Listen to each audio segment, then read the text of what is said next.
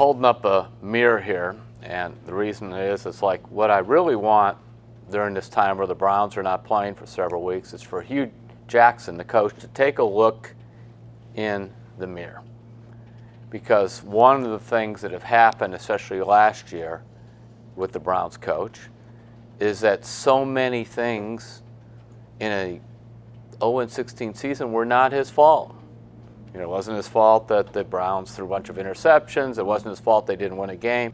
Hue Jackson would say, hey, we need to coach better, but then he would go on to how the team is younger and all these kind of things. Well, the fact is that Hue Jackson didn't coach very well either. And he has to do more than say we have to coach better. He has to really look in the mirror and say, where did I mess up?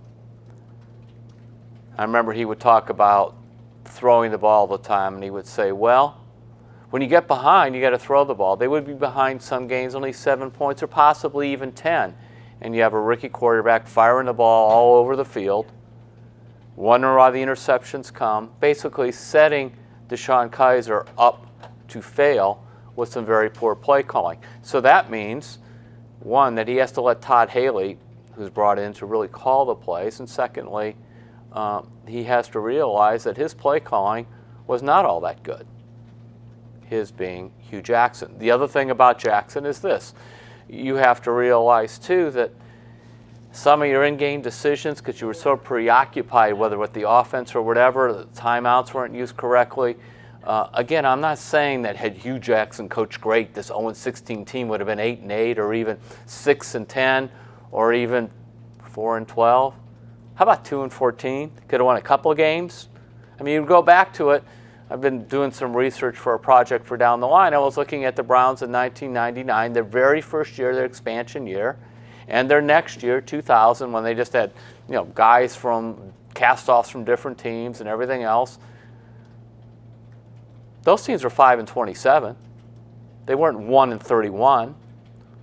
Chris Palmer got fired anyway as coach. But I guess what I'm saying is the key part now, as the Browns have upgraded their roster, is really going to be the coaching. Will Hue Jackson adapt to Tyrod Taylor or want to keep throwing the ball downfield? Because he likes big quarterbacks to heave it downfield. That is not Tyrod Taylor's game. You know, will he use Jarvis Landry for a lot of those short and medium passes? Because part of Hue Jackson's mentality is, again, heave the ball down the field, and when he had Josh Gordon, he called a lot of those plays. Thirdly, he has not one, not two, but three quality running backs. He has Duke Johnson, he has Chubb, and he has Carlos Hyde. Johnson, Chubb, and Hyde, three running backs. In fact, the Browns paid out over $11 million in signing bonuses for those guys alone this year, not counting what their salaries are later on. You better run the ball. You better use them. So Hue, take some time, look in the mirror, and sometimes, I don't care who we are, I can tell you this, I'm looking in my mirror right now, I don't like some of the stuff I see.